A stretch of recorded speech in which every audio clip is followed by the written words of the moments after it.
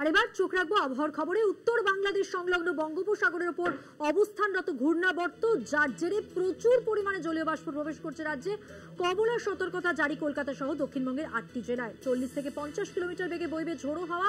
উত্তরবঙ্গেও জারি লাগাতার বৃষ্টি। আর এই নিয়ে কথা বলবো, আমার সঙ্গে নিউজ রুম থেকে রয়েছেন আমাদের প্রতিনিধি শাশ্বতী রায়। শাশ্বতী, গতকালই তোমার সঙ্গে এই সময় যখন কথা হচ্ছিল তুমি বলছিলে কমলার সতর্কতার কথা বলেছিলে এবং আবহাওয়ার পরিস্থিতিটি কোন দিকে এগোবে ঠিক এটাই আমরা শুনেছিলাম তোমার মুখ থেকে।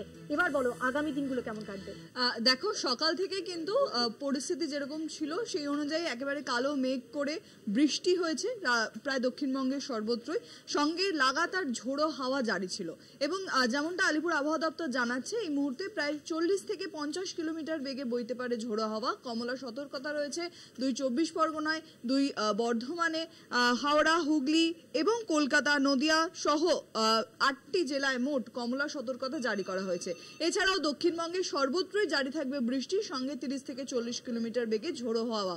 এই বৃষ্টি লাগাতার চলবে আগামী 2 তারিখ পর্যন্ত এবং 2 তারিখের পর থেকে পরিস্থিতি কিছুটা হলেও উন্নতি হতে পারে।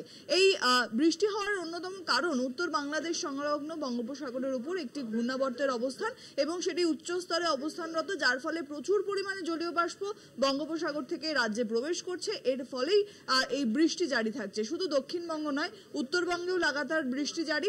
বিক্ষিপ্তভাবে দার্জিলিং, কালিম্পং, জলপাইগুড়ি সহ একাধিক জেলাতে হালকা থেকে মাঝারি বৃষ্টির সম্ভাবনার কথা জানাচ্ছে হাওয়া অফিস।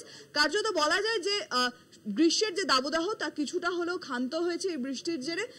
আগামী সপ্তাহে আবারও হয়তো তাপমাত্রার পারদ বৃদ্ধি হতে পারে, তবে এই সপ্তাহে অর্থাৎ উইকেন্ড পর্যন্ত বলাই যায় সুখবর এবং লাগাতার বৃষ্টি জারি থাকবে দক্ষিণবঙ্গের সর্বত্রই।